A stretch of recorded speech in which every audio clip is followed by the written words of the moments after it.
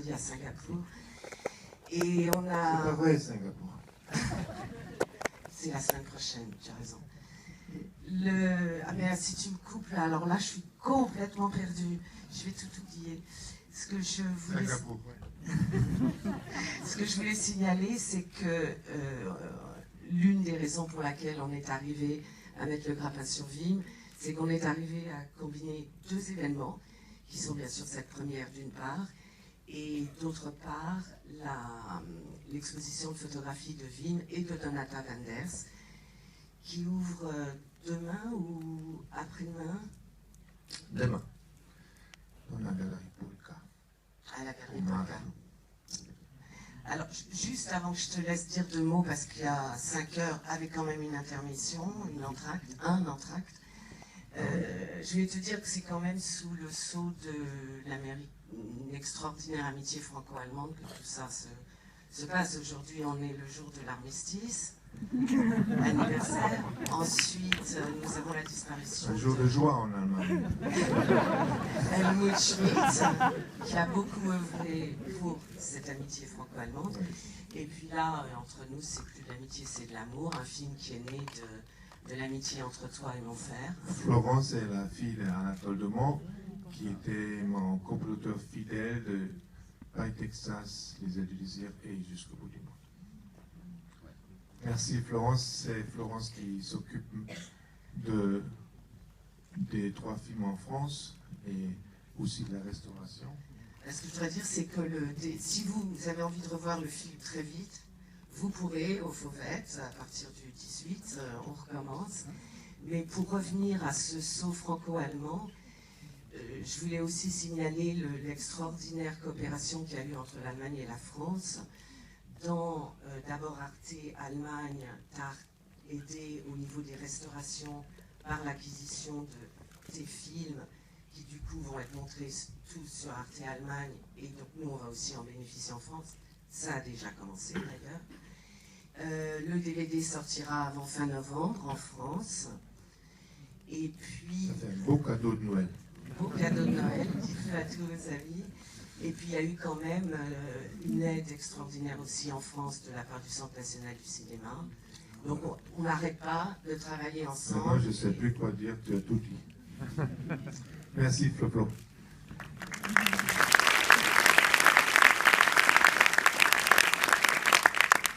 Il y a 25 ans, on était en tournage.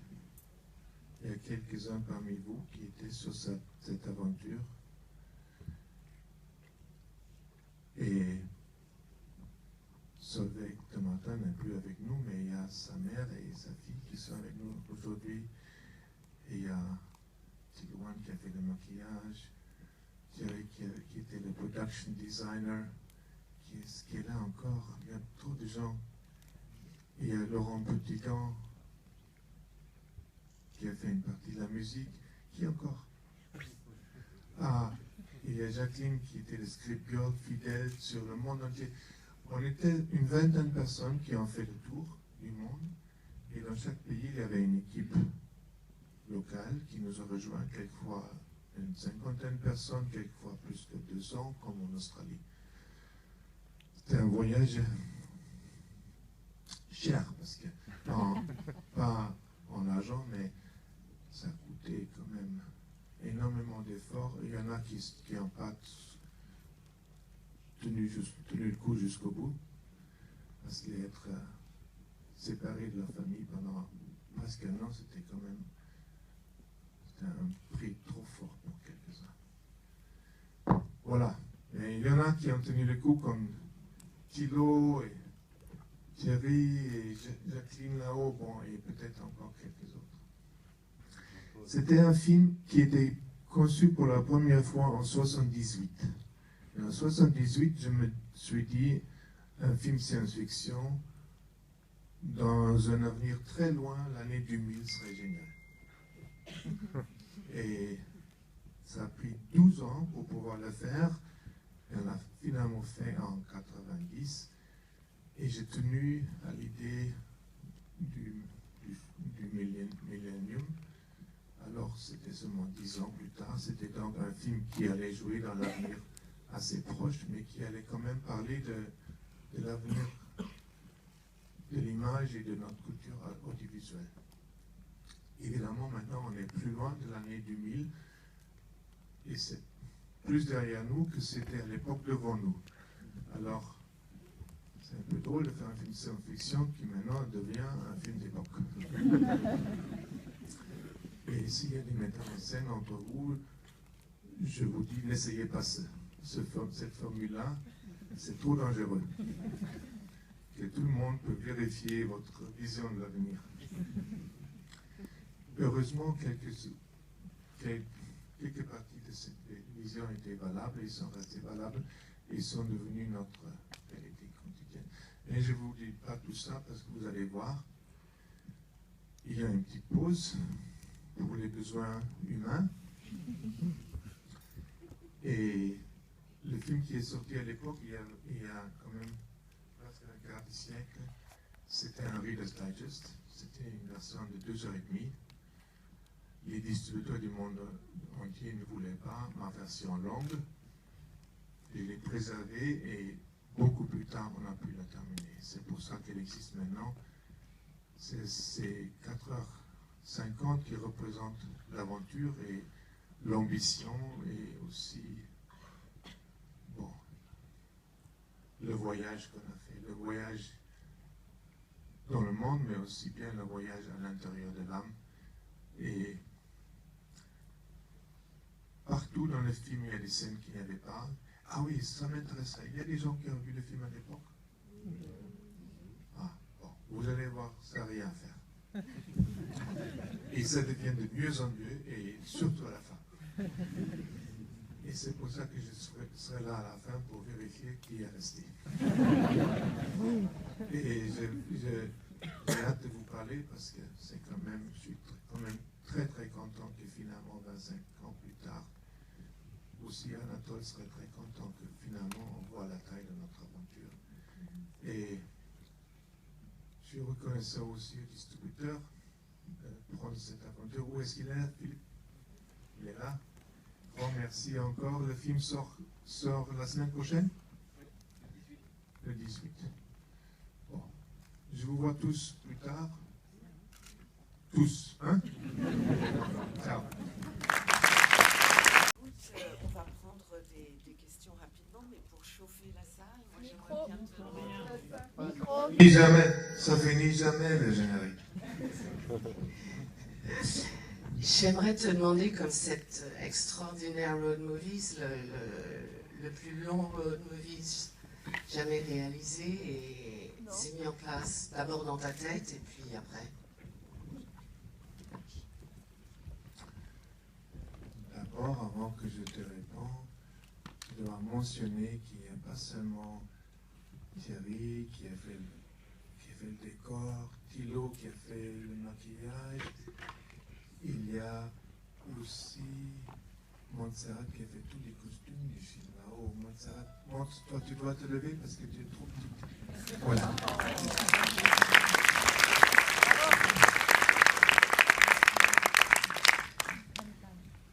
Et Jacqueline qui a fait le script girl. Et Jean-Paul Mouzel, où est-ce que tu es, Jean-Paul? Voilà, il a fait le son sur tout le film. Et Julie qui était costumière aussi. Julie, tu es là-haut, non? Voilà. Et il y a plein de gens qui sont là, qui ont fait tout le voyage avec nous. En Australie et partout, qui ont survécu le tournage. Alors comment? Comment cette aventure a commencé? D'abord dans ta tête? Dans ma tête, ça a commencé avec la rencontre avec la culture aborigène, beaucoup plus tôt, en 78, qui m'ont énormément impressionné avec leur tradition, avec leur façon de croire dans la terre et de connaître leurs responsabilités envers la terre et de garder la terre vivante en la racontant. Ça m'a énormément impressionné et c'est comme ça, et en connaissant un peu leurs lieux, que j'ai commencé à écrire une histoire dans laquelle il y aurait une sorte de fin du monde où toutes les images du monde arrivaient dans cette cave aborigène. Et c'est resté quand même toujours la fin du film. Et ça a duré longtemps de le réaliser, mais ça restait encore un peu au centre du film, malheureusement. Et les aborigènes ont beaucoup aidé à faire le film. On a tourné le film sur leur terre. Le peuple que vous voyez dans le film, les Bantois, c'était leur terre. Et il fallait avoir leur accord. Et alors, ça ne suffisait pas d'avoir un accord gouvernemental, il fallait avoir l'accord des aborigènes. Et eux-mêmes, des vieux de ce peuple. Alors on est allé, on était à 3 ou 4 avec le chef de production et aussi avec mon brave production designer, Thierry Flamand. Heureusement qu'il était avec nous parce qu'on a essayé d'expliquer aux aborigènes ce qu'on voulait faire. Et dans leur culture, il n'y a pas de fiction. Il n'y a pas de fiction. Leurs propres histoires, ils y croient. Pour eux, c'est la réalité. Et alors, il y avait déjà une première difficulté, expliquer qu'on allait faire une fiction, c'était pas facile. Mais puis, expliquer que c'était dans l'avenir, c'était impossible. Parce qu'ils ne connaissent pas l'avenir. Ils n'ont pas de grammaire pour l'avenir. Ils ont seulement dans le présent. Alors, raconter qu'on est allé faire un film science-fiction, c'était impossible. On a tout essayé avec le traducteur et les vieux parlaient un peu aussi l'anglais. Et finalement, on en était prêt à abandonner, on ne savait plus quoi faire. Il y avait un calme terrible, on était tous assis par terre, il y avait un calme terrible et on sentait, bon, on va les perdre, parce qu'ils ne nous comprennent pas. Alors finalement, parce qu'il y avait ce silence, un des vieux s'est tourné vers son voisin. Et heureusement, ce n'était pas moi, mais Thierry, le Français dans l'équipe. Et il a demandé à Thierry, alors vous, qu'est-ce que vous mangez chez vous? Et Thierry avait ou l'esprit ou l'incroyable intuition de dire, chez nous on mange des grenouilles, par exemple, et des escargots. Il a dit ça comme ça. Moi, j'aurais dit sauerkraut, je ne sais pas quoi. Mais Thierry a répondu, on mange des grenouilles et des escargots. Et vous aurez dû voir les visages des aborigènes. Ils se sont éclatés de rire. Ils nous ont regardé. Finalement, c'est des gens qu'on comprend. Ils mangent des choses qu'on connaît. Et tout d'un coup, c'était plus tellement la question ce qu'on allait faire. On était des bons. Et ils ont tout voulu savoir de Thierry comment il faisait les escargots en France. Et les grenouilles. Et quel genre de grenouilles que c'était. Et ça sauvait le film. On n'aurait pas pu le tourner. Comme ça. Finalement, j'ai pas pu montrer le film à eux. Parce que quand le film était terminé, ma première idée, c'était de faire la première chez eux pour leur montrer, mais on m'a expliqué, l'autorité qui était responsable pour les aborigènes, que comme il y avait deux des vieux qui étaient dans le film, qui étaient morts entre-temps, on ne pouvait pas montrer le film, parce qu'on n'a pas le droit de voir les morts. Ils brûlent tout est perdu et abandonné, on n'a pas le droit de voir les photos ou encore moins un film. Alors j'ai pas pu leur montrer le film. Ils étaient géniaux. Le plus grand problème, c'était aussi la scène avec l'enterrement, avec l'enterrement du personnage de Jean Moreau, parce que évidemment, on avait besoin de leur aide, c'était une cérémonie à eux. Alors ils ont dit, oui, on va faire la cérémonie, mais que les femmes. C'est une femme qu'on enterre, alors les hommes restent dehors. Alors toutes les femmes de l'équipe ont tourné la scène, et nous les mecs, on était à 1 kilomètre avec des verres pour regarder ce qu'ils faisaient, les filles. Et on pouvait seulement tourner une fois parce que, comme il n'y avait pas de fiction, et comme ils étaient prêts à faire la cérémonie, ils pourraient seulement faire une fois. Jamais dans la vie on aurait pu dire 4-4, on refait, hors de question. On a fait une seule fois. Et sinon, c'était génial avec eux. Et alors justement, la musique qui est dès le début du film, la musique aborigène, tu l'as découverte à ce moment-là? Oui, il y a un peu de la musique aussi dans le film. La musique, c'était tout un autre chapitre. J'ai découvert leur instrument, le didgeridoo et tout. J'ai jamais su le jouer. C'est quand même pas facile. Alors, ce qui est incroyable, c'est qu'il y a YouTube ce soir, peut-être, qui sont en train de jouer une partie de la musique de Justin. On les a invités, mais ils jouent, merde. Comment tu es arrivé à organiser toute cette série de compositions? Bon, il faut dire que la musique avait beaucoup de succès. Le disque s'est vendu 1000 fois mieux que le film à l'époque. Et j'ai eu beaucoup de chance, je dois dire. Au début, avant le tournage, avec cette idée d'un film science-fiction qui joue dans un avenir assez proche, j'avais fait une démarche et j'ai envoyé une lettre à une quinzaine de groupes que j'aimais bien. Et il y en avait que je connaissais et il y en avait d'autres que j'ai jamais rencontrés. Et j'ai écrit, bon, j'ai fait un film science-fiction qui joue en l'année 2000. J'aime beaucoup votre musique et si jamais vous pourriez contribuer à une chanson avec laquelle vous vous jetez aussi dans l'avenir de 10 ans avec le groupe, votre groupe, ça serait génial. Et je me suis dit, bon, j'ai envoyé 16 lettres. Je me suis dit peut-être 2 ou 3 vont dire oui, ce serait génial. Et il n'y avait qu'un seul qui a dit non. Et c'était devenu un grand problème parce que tout d'un coup, j'avais beaucoup trop de musique. Et seulement dans la version longue, il y a maintenant tout. C'était aussi une raison de absolument insister que ça existe parce que la version Reader's Digest, il n'y avait pas toutes les musiques. Il y avait 2 ou 3 qui manquaient et ça me faisait mal au cœur. Et maintenant, on entend toute la musique. Et aussi, il y avait des extraits seulement.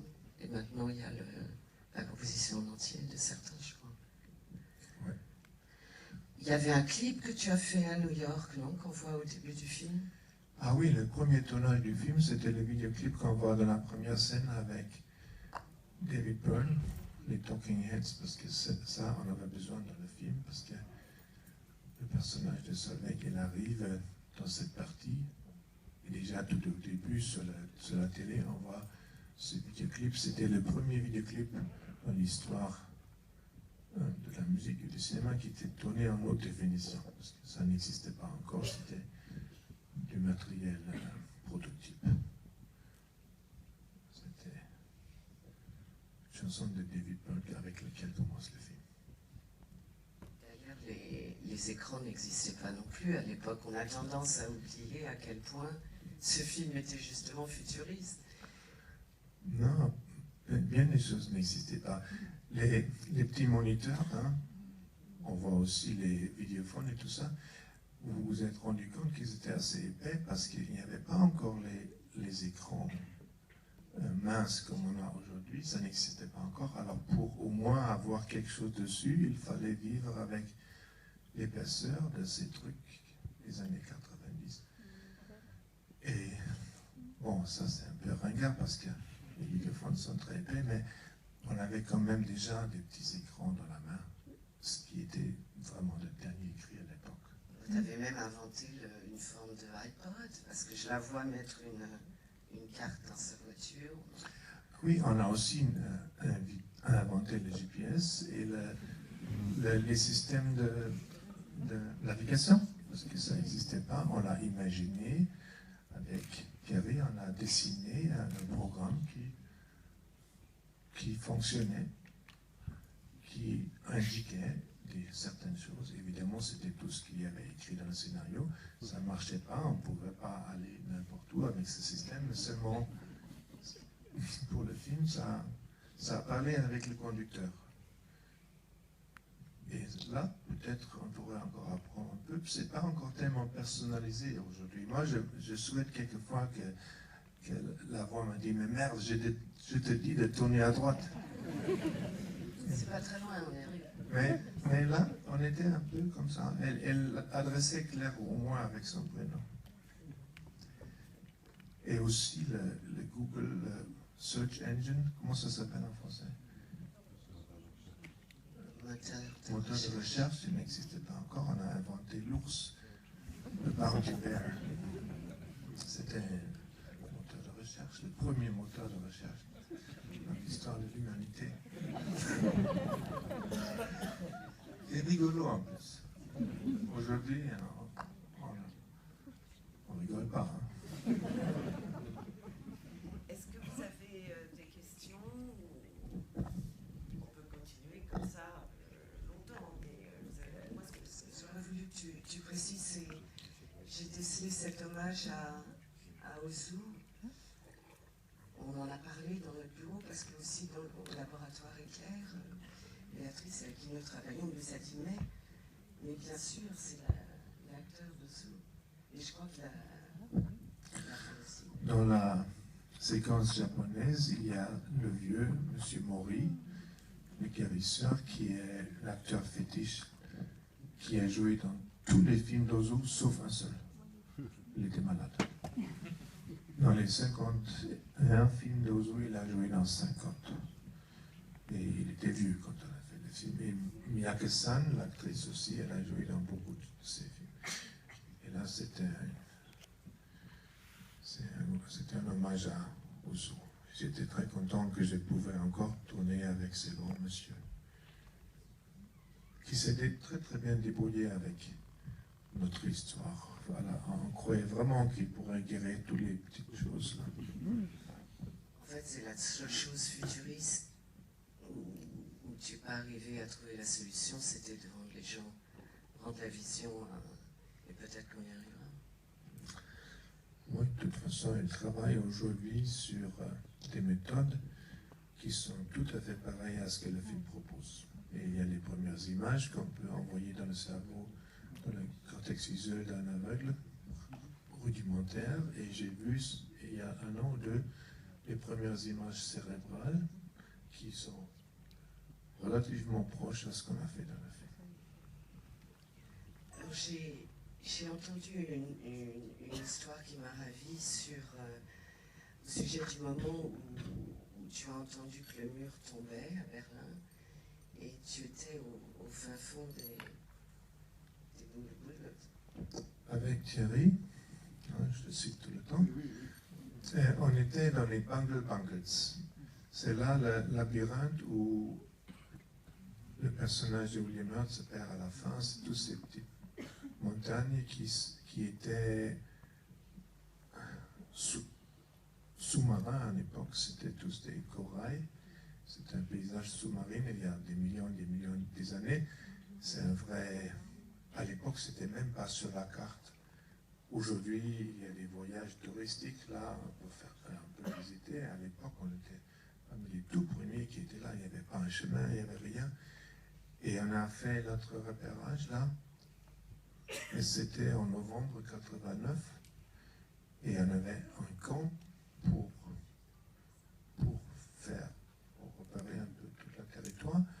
Et tous les 3-4 jours, il fallait que quelqu'un fasse un voyage à Turkey Creek, c'était à 50-60 km, en piste sablée, pour chercher de l'eau et tout ce qu'on avait besoin pour vivre. Et un jour, je l'ai fait moi. Et oui, ça m'a fait mal, ça m'avait coupé le pied. Et c'est moi qui ai fait le tour. Et dans Donc 4 heures de route avec le pied ensemble. Oui, tout à fait. 5 heures de route parce qu'on roulait très très lentement. Et puis il y avait un seul magasin où il y avait tout. Et il y avait aussi une machine fax. C'était le seul dans l'Ouest Australie. Et il y avait un rouleau noir pour moi. Vous vous rappelez cette papier horrible qu'il y avait à l'époque, les fax. Si on essayait d'envoyer une photo, c'était tout noir. Et alors, il y avait des rouleaux. Pour moi, c'était tout noir. Et dans un certain angle, ça ressemblait au mur avec des gens qui dansaient dessus. Mais c'était déjà arrivé quelques jours avant et c'était un grand mystère ce que c'était. On a essayé d'appeler mon bureau, mais comme c'était la nuit à Berlin, finalement j'ai pu réveiller. Il y avait quand même un téléphone dans ce... Il y avait un téléphone, mais il n'y avait pas de téléphone satellite, rien comme ça. Il fallait attendre longtemps pour avoir une connexion internationale. Finalement, j'ai pu appeler avec quelqu'un qui était à Berlin, qui disait « Oui, c'est la folie chez nous. Et il n'y a plus de bananes dans la ville. Et les murs sont ouverts depuis une semaine. Et comment tu savais rien? Non, on ne savait rien. On était hors du monde. Alors j'ai tout raté. » Et Helmut Schmidt, lui, a fondu en larmes. Oui.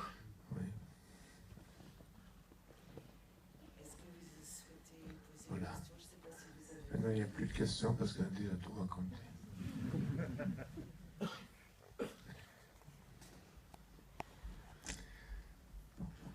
Bonsoir. Bonsoir, dans la place centrale de la salle. Moi, je voulais vous demander pourquoi est-ce que vous avez décidé de mettre en scène cette histoire de fin du monde et de civilisation aborigène, justement dans un film complètement futuriste et de science-fiction, d'anticipation, alors que au final, cette civilisation elle est très primitive. Oui, c'est une civilisation, si tu veux, très primitive, mais dans laquelle il y a un énorme respect pour la nature, qui m'a énormément impressionné. Et aussi un respect de l'image. Et un respect, parce que, par exemple, leur lieu sacré, ils les chantent et ils font aussi des tableaux, mais c'est des tableaux qu'on peut pas déchiffrer, sauf qu'on connaît le code. Et il y a donc un grand respect pour la terre et un grand respect aussi pour tout ce qui est rêve. Et pour eux, leur vraie vie, c'est dans les rêves. Et tout ça faisait que ça m'intéressait vachement pour un film dans lequel la fin du monde a lieu, bien qu'elle n'a pas lieu à la fin, mais tout le monde avait peur que c'était la fin du monde. Et je trouvais que c'était une belle situation, les gens les plus vieux et la science-fiction. Enfin, c'est comme ça que le film a commencé, avec leur... On ne peut pas dire religion, parce que c'est pas vraiment religion. Pour eux, il n'y a pas de Dieu, il y a seulement la nature, et la nature se manifeste aussi comme des êtres légendaires d'avant tout le temps. Mais c'est intéressant parce que tu parles de l'image, et en fait, tu parles de l'image, mais la fin du film, c'est cette orgie d'images qui était aussi évidemment extrêmement visionnaire. Est-ce que tu peux nous parler de cette image chez l'aborigène qui est justement le respect de la nature, etc. Et puis cette drogue-image qu'on trouve sur ces instruments de nos jours partout. Oui, c'est un peu ça aussi. Déjà, on voyait le début de tout ça en 90. On voyait déjà le début de cette révolution numérique qui a eu lieu. Et le film était une façon d'envisager où ça pourrait mener. Et pour moi, le pire des cauchemars, c'était donc pouvoir regarder ses propres rêves. Et finalement, c'est un acte très narcissique, mais le selfie, c'est comme finalement une chose ultra narcissique. Et si je regarde à Paris les gens qui se promènent avec les sticks, j'ai honte. C'est vraiment honte pour l'humanité quand on se promène dans les villes, qu'on fait des voyages pour arriver dans une ville où on se filme soi-même. où est-ce qu'on est arrivé? Un peu comme dans le film. Ils sont dans ce paysage et ils regardent leurs rêves. C'est encore un peu pire. Heureusement, il n'y a pas encore cette machine. Enfin, il y a quand même cette notion de drogue. Oui, il y a cette notion de drogue et que la drogue est devenue l'image. C'est tout à fait vrai. Faut voyager dans le métro pour voir cette drogue, comment cette drogue marche. L'image est devenue une drogue et c'est pour ça que je suis aussi si content que finalement il y a le narrateur du film qui peut parler, Eugene, et la somme de ce qu'il raconte dans le film, c'est vraiment tout à la fin quand il dit « J'ai toujours aimé le début de la Genèse, où ça disait au début il y avait le mot et j'ai peur que la fin dirait un jour, à la fin il n'y avait que des images. » Bon, c'était un peu ça, la vision de l'avenir, qu'il n'y avait que l'image qui restait. Et peut-être je n'avais pas si tort. Enfin, on est toujours, tout est un mouvement. Et peut-être aussi il y a une redécouverte du mot et de tout ce qui est écrit. Enfin, j'espère.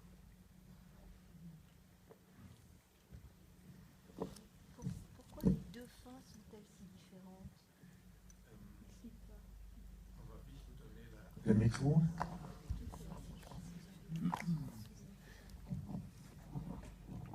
Merci. Oui, bonjour. J'ai des souvenirs un peu brouillés quand même de la première version, qui est ancienne. Mais pourquoi les deux fins sont-ils aussi différentes?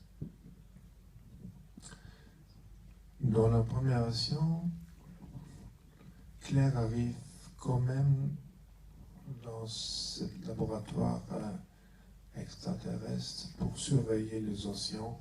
Cette scène est la même. Cette scène est la même et à cause de sa bonne vision, elle accepte ce boulot de travailler dans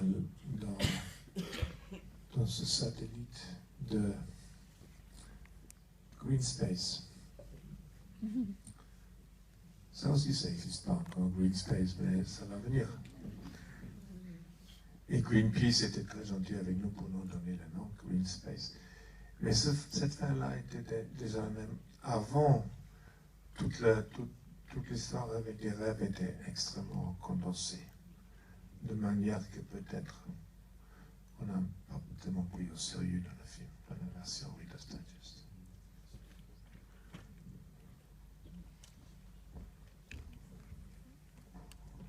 Bonsoir, je voulais savoir si vous avez rencontré des problèmes par rapport aux différentes tonalités du film sur sa réception, puisque on démarre dans la comédie et on finit dans quelque chose qui est très grave.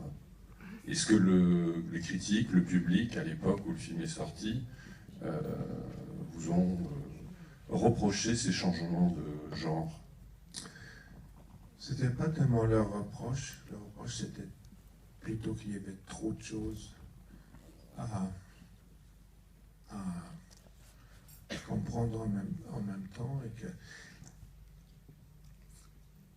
assimiler trop de choses en même temps.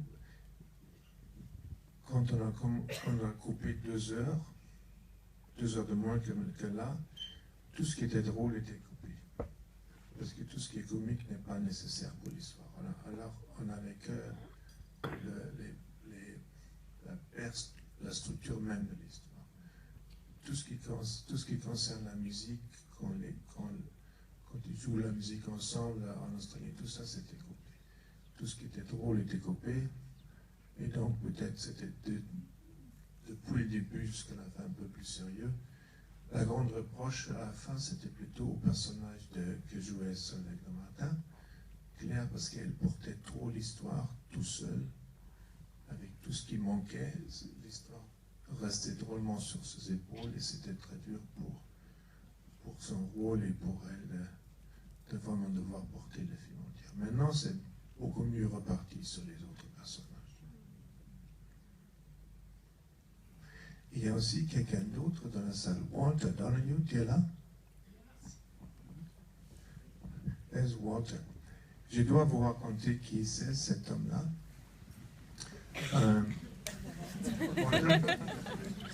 Walter m'avait aidé déjà sur Paris, Texas et d'autres films comme conseiller dramaturge. Et au début de ce film-là, on commençait à se rendre compte que peut-être c'était trop long.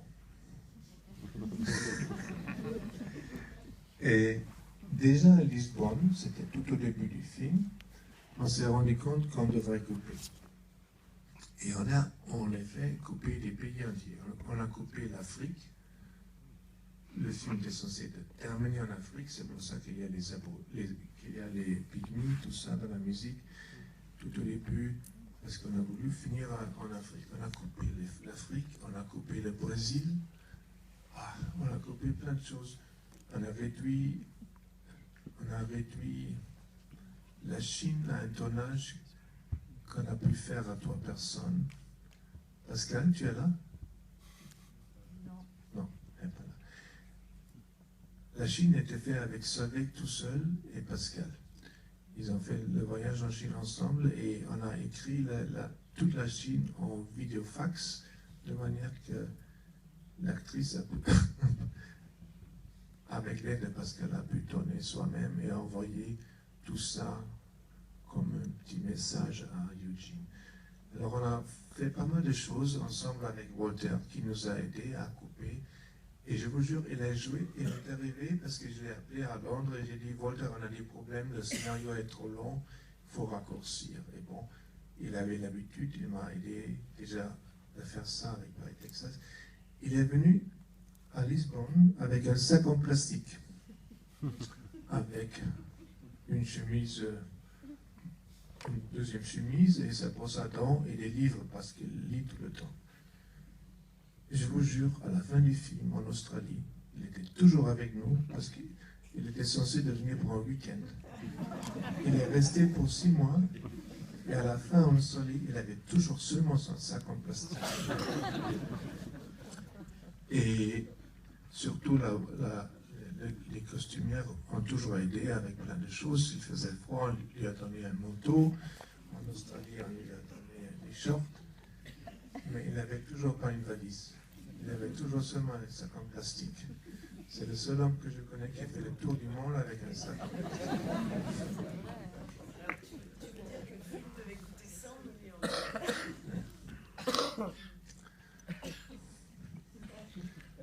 Ça, c'est Walter.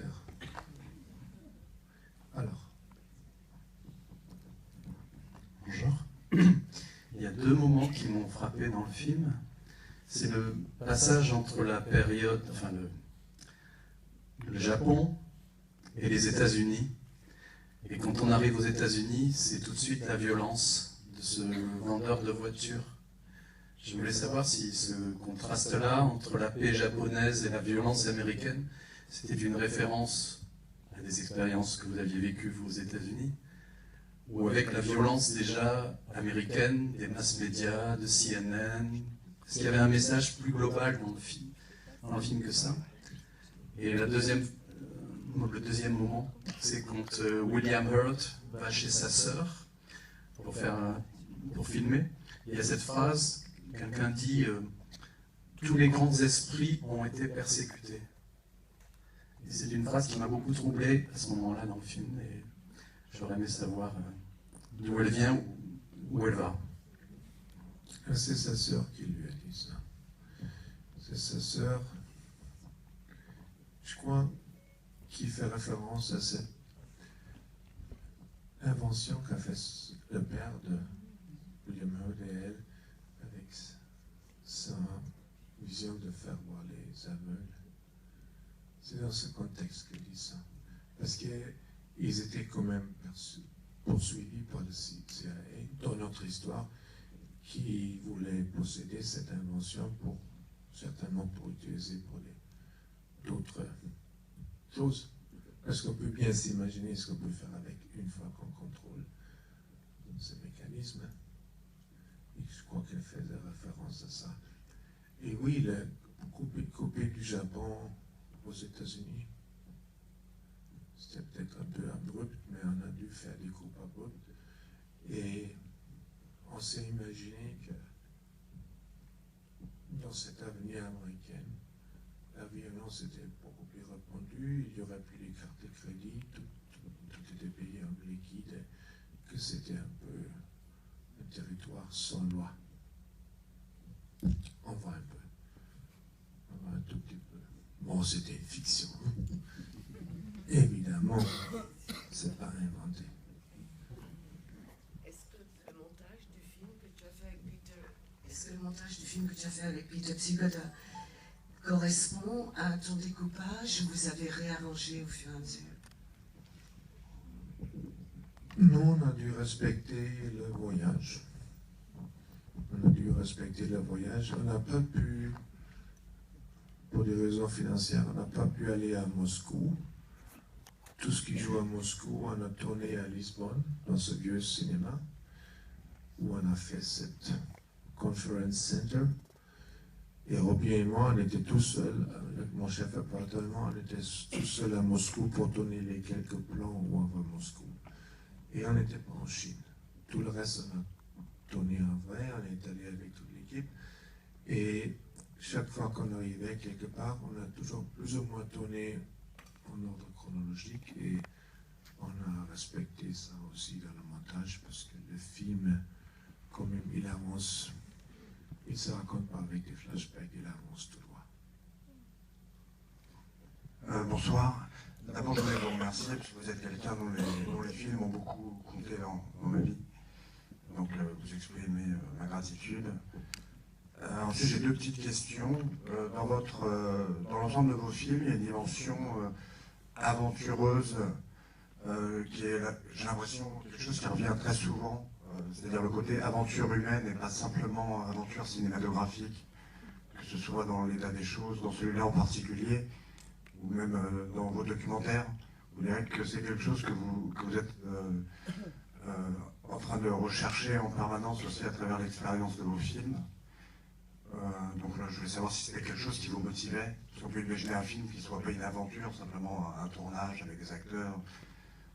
Dans votre cinéma, cet aspect aventureux me semble assez présent. Et la deuxième question, c'est de savoir s'il y a d'autres de vos films qui connaîtront des nouvelles versions comme ça, peut-être pas aussi radicales, mais qui seront représentés en director's cut. Voilà. Tous mes films, je les ai faits comme producteur et coproducteur avec Anatole et je les ai possédés. Il n'y a qu'un seul que je n'ai pas produit, c'était il y a longtemps une production américaine qui s'appelait Hammett. Et je les ai tous possédés, mais à un moment donné, j'ai tout perdu. Bon, c'est une longue histoire et pénible. Et tous mes films appartenaient à des marchands. Et il y a quelques années, on a tout pu racheter. Et maintenant, tous mes films sont possédés par une fondation, la fondation Wim Wenders. Et ça, c'est quelque chose qui me plaît vachement parce que c'est pas plus moi-même qui possède les films, ils sont plutôt, c'est le public qui les possède, pour ainsi dire.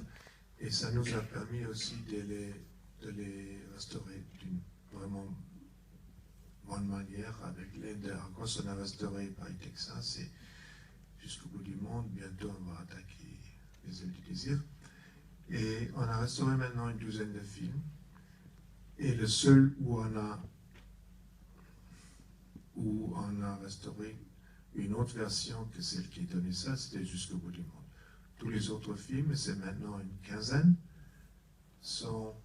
on a complètement respecté le montage et tout. J'ai rien touché, mais c'est le seul. Et je crois que ça restera le seul.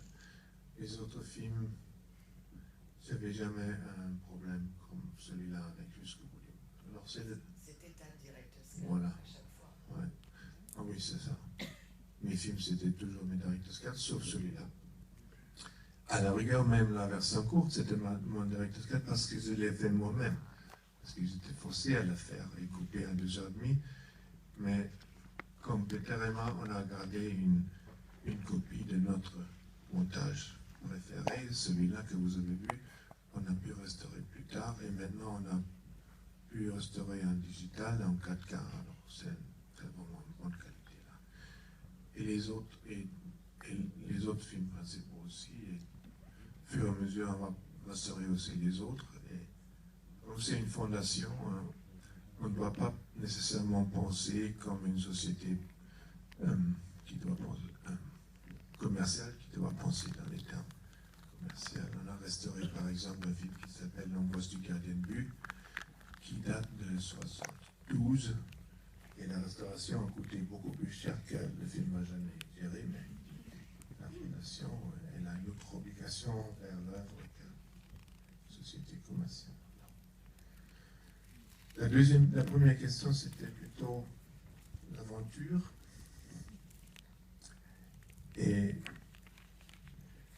j'ai toujours eu l'impression qu'on n'avait pas le droit de raconter des choses qu'on n'avait pas vécues.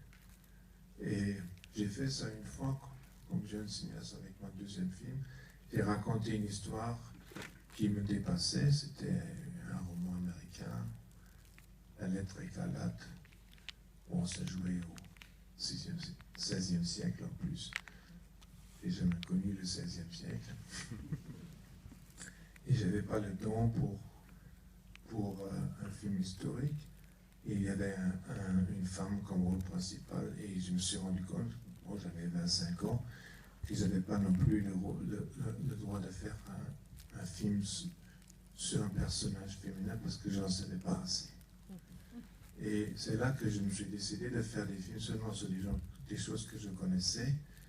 Et une aventure, je trouve, on sent, quand on regarde un film, si c'est vécu ou si c'est seulement raconté. Il y a plein d'aventures qu'on peut raconter dans un film qui sont des prétextes ou qui sont impossibles à vivre, mais mes films, j'ai toujours beaucoup aimé l'idée que le film même sera l'aventure, aussi les documentaires, et qu'on ne saurait pas la fin, et qu'on devrait vivre cette histoire pour pouvoir la raconter.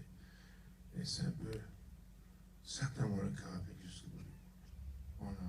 On a vraiment vécu cette histoire. Et c'était pas facile. Pour pas mal de gens, surtout les acteurs, c'était dur. Travailler pendant presque un an, avec toute cette pression tout le temps, c'était vachement difficile. En parlant de la beauté de l'image, est-ce que tu peux nous parler de ton travail avec Ry Cooder et la façon dont vous partagez le travail? Ry Cooder, Robin Youla. Et puis après, tu nous parleras de Ry Cooder et de Paris, Texas.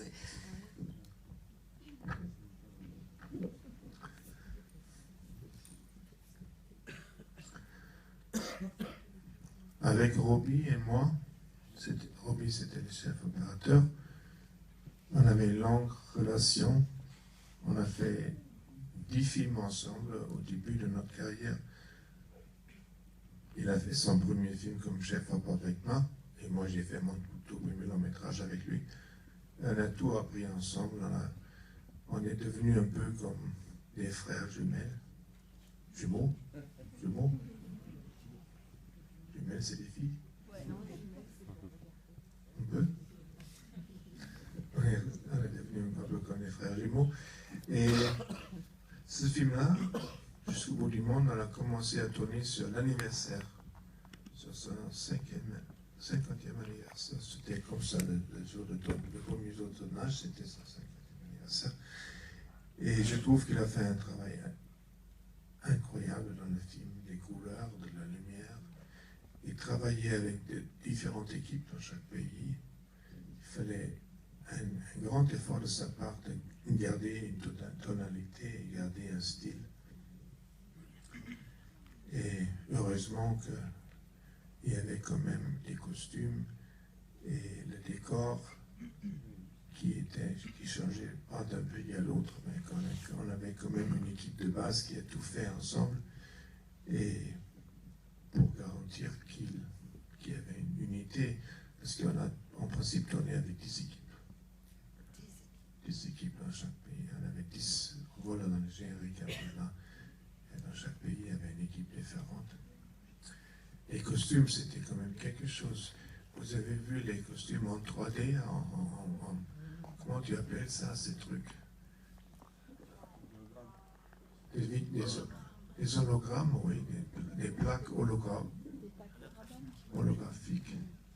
C'était tout fait à la main, c'était même pour les mettre sur le corps avec sa durée une éternité. Je ne sais pas comment elle a pu bouger là-dedans. Mais juste pour en venir à l'image, quand même, je vois une notion d'un goût pour le cadrage, non seulement dans tous tes films, mais aussi pour tes photos. Est-ce que tu as laissé Robbie décider du cadrage ou tu es toujours partout dans ce cadrage? Bon, ça, comme on a tout appris ensemble, ça, depuis le premier film qu'on a fait ensemble, c'était clair. Je suis responsable pour l'objectif et le cadrage, et Robbie est responsable pour la lumière et pour le mouvement. Et le cadrage, c'était toujours mon domaine, et Robbie le savait bien.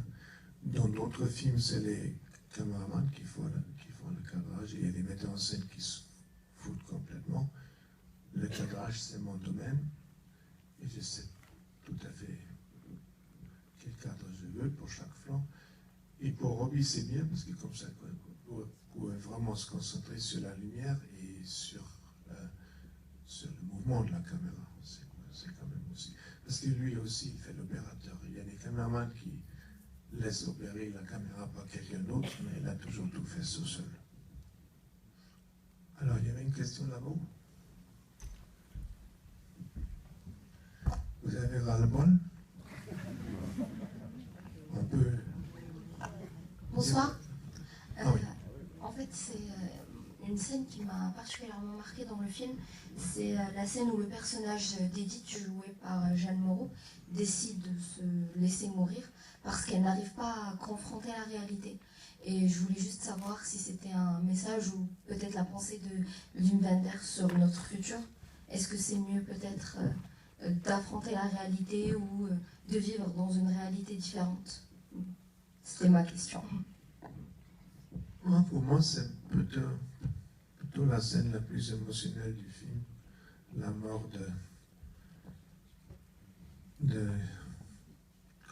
d'Edith. De toute façon, son personnage, déjà, c'était basé sur quelqu'un que j'aimais beaucoup.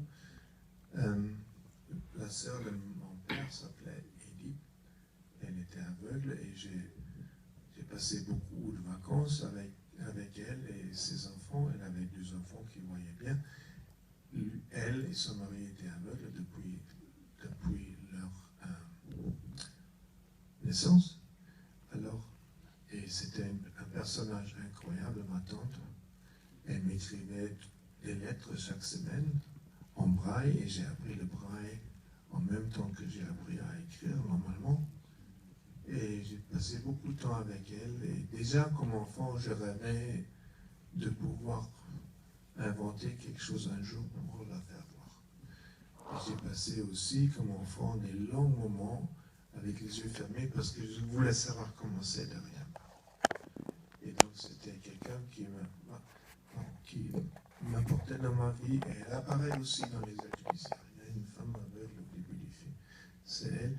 C'était donc basé sur quelqu'un que j'aimais beaucoup. Et elle apparaît aussi un petit moment dans le film elle-même. Et elle est une des personnages que dans un montage, Edith voit. C'est donc ma tante Edith. Et je me suis toujours imaginé que pouvoir voir finalement, ça risquerait d'être une grande déception.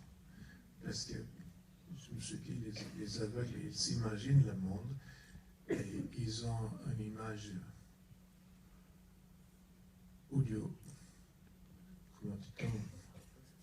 auditive du monde, et finalement le voir à la fin de sa vie, je me suis dit peut-être c'est pas si bien du tout.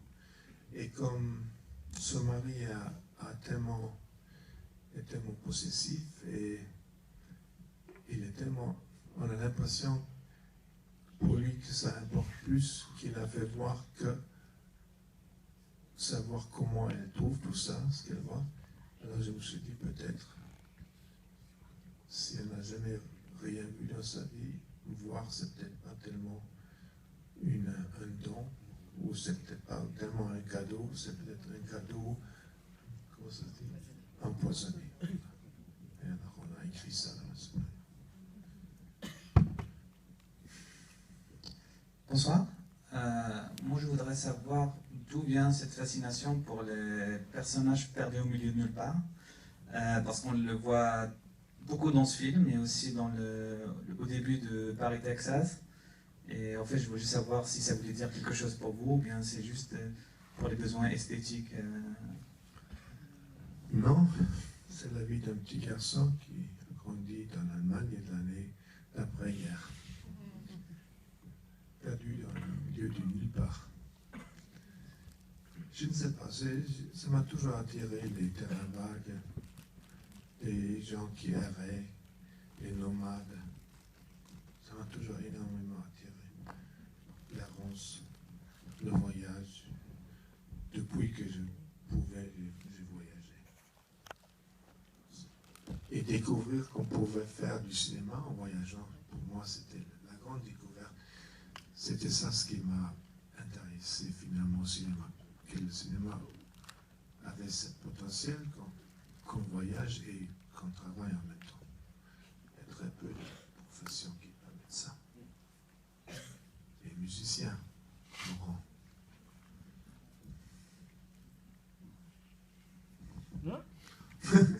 Les musiciens peuvent aussi voyager et travailler.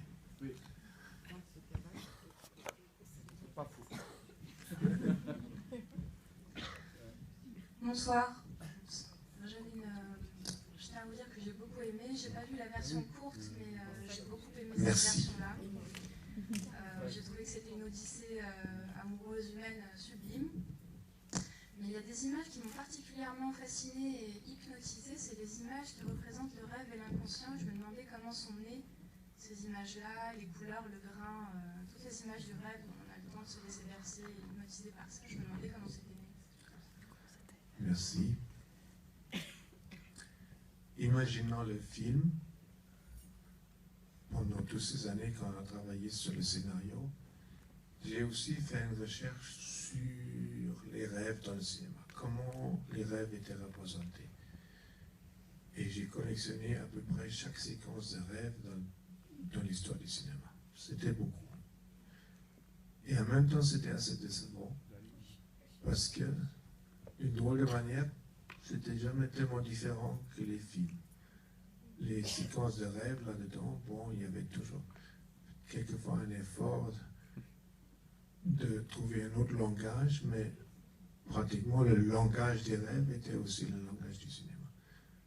Et donc j'avais donc vraiment envie de trouver autre chose. Et il y avait donc l'idée de peut-être faire ces rêves avec des moyens numériques qui n'existaient pas encore, mais on commençait à entendre parler que ce serait possible un jour de digitaliser l'image et d'en faire ce qu'on voulait. Et c'était un peu mon rêve pour les séquences de rêve, qu'on pourrait trouver un autre langage et que ça pourrait consister donc dans quelque chose qui était tout à fait à part du cinéma. Que c'était pas avec les moyens du cinéma, mais avec d'autres moyens.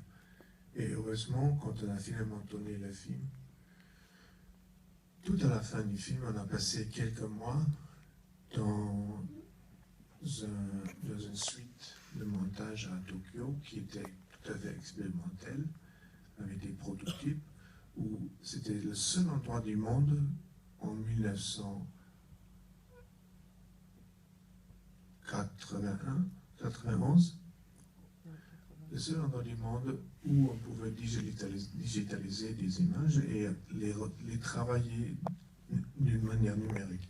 Et même les ingénieurs qui avaient construit les machines n'avaient jamais fait quelque chose avec. Ils étaient toujours à 10 derrière nous pour tout noter ce qu'on faisait. En acheté, voilà. Et ils étaient catastrophés parce que tout ce qui nous intéressait, c'était détruire l'image. Détruire et détruire et détruire, et faire encore pire, et vraiment découvrir les pixels. Et on était les tout premiers qui n'ont jamais vu ce que faisait la pixelisation si on transférait une image en numérique, si on allait d'abord vite et puis on ralentissait, et comment l'image se dissolue, et comment ça se dissolue dans tous ces atomes. Et c'est là-dedans qu'on a essayé de trouver un autre langage. C'était complètement expérimental. Ils ont voulu nous donner cette suite pour 2 semaines. On est resté pendant 3 mois. On a dormi là-dedans. On n'a plus vu la lumière du jour. Et mon copain qui avait fait avec moi, qui travaillait sur l'image digitale et qui était vraiment un wizard, comment ça se dit, un magicien. Il a travaillé jour et nuit, et à la fin de ces 3 mois, il a marié sa traductrice. Il a épousé sa traductrice japonaise. Ils sont toujours très heureux. Et ils ont des enfants aussi. Mais c'était vraiment une énorme découverte. On était dans un royaume qui était complètement inconnu. L'image numérique était inconnue, et on avait des conneries avec. On a aussi produit tout ce qu'il y a sur les écrans, tout ce qui se passe quand, par exemple aussi, avec tous les chiffres qu'on voit, tout l'espace qui se construit, tout ça c'était fait numérique, avec une manière numérique. En haute définition, c'était tous prototypes. Et on avait aussi tourné quelques plans avec nos acteurs, avec Jeanne et Maxence Zuto et Solveig et Bill Hurt. Et c'était surtout pour leur réaction, quand l'ordinateur interprète leurs émotions. Tout le reste, c'était les films super vite, de tourner du père de Solveig, avec Solveig quand elle est petite, et les films super vite que j'avais fait moi avec ma famille, mes parents et mon frère. Parce qu'on trouvait que si on parlait de quelque chose si sacré que l'histoire d'une famille et du rêve, il fallait mieux utiliser ce qui était le plus proche de nous. Alors on a digitalisé les films de famille de Solveig et tous mes films super vite quand j'avais 10 ans. On voit donc aussi beaucoup mes parents et mon frère. Ce dont tu viens de parler de 15 jours qui se sont transformés en 3 mois, ça me rappelle étrangement la fin du film où on n'arrive pas à s'arrêter, il y a cette drogue d'images et on ne peut plus s'arrêter, non? Ah oui, on avait attrapé la maladie. On ne peut pas en parler sans attraper le virus, ça, on a vécu ça. On était vraiment des fous, on est devenus fous dans cette suite à Tokyo. On était dans ces images de rêve et travaillé là-dessus jour et nuit. On était atteints aussi, on était drôlement, on avait attrapé la maladie dont le film parle. Et la 3D, tu as fait des recherches pour aussi mener une forme de drogue ou ça s'est passé? Non, la 3D, c'est cool calm et collected. C'est pas une drogue. Mais on n'en parlait pas parce que c'est arrivé beaucoup plus tard. Disons une dernière question. Oui. Bonsoir. Déjà, je tenais à préciser que j'ai beaucoup aimé le film.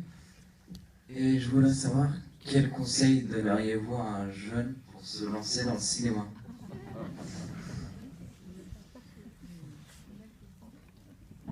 T'as envie? Oui. Alors, un premier conseil, ce serait de jamais faire un film science-fiction que tu tu peux attraper dans ta propre vie. Bon, mais ça c'est connerie. De drôles de manière, c'est devenu beaucoup plus facile aujourd'hui de faire du cinéma que jamais. Nous, quand on a commencé, il fallait avoir de la pellicule et des caméras qu'on n'avait pas. C'était cher acheter la pellicule et ensuite développer et couper. C'était tous des trucs qu'on ne pouvait pas posséder. Aujourd'hui, tu peux faire des images incroyables avec ton iPhone, tu peux les monter sur ton ordinateur. Et théoriquement, tu peux faire avec tes copains quelque chose qui peut être vu dans le monde entier, théoriquement. Alors là, ça facilite énormément. Et de l'autre côté, il y a 1 million de jeunes qui ont la même intention que toi. Ce qui rend ça vachement plus difficile. Et mon conseil à quelqu'un qui commence aujourd'hui, c'est de ne pas être seul, mais de trouver 2-3 copains et produire. Et faire quelque chose que personne d'autre ne peut faire que vous. Et je te jure, c'est toujours possible de raconter quelque chose que tu sais raconter mieux que tout le monde. Mais il faut le trouver. Il ne faut pas le faire seul. Il faut trouver une petite bande à part et aller. Et travailler, produire des images et trouver des moyens de les montrer. Pas seul. On apprend tellement si on le fait, on apprend tellement si on a 2-3 copains ou copines qui veulent la même chose. On peut tout apprendre ensemble et on peut aller loin. Et il faut être convaincu que personne d'autre peut le faire. Et tu dois trouver ce que tu seul peux faire. Et ça existe, je te jure. Merci. Je vous remercie.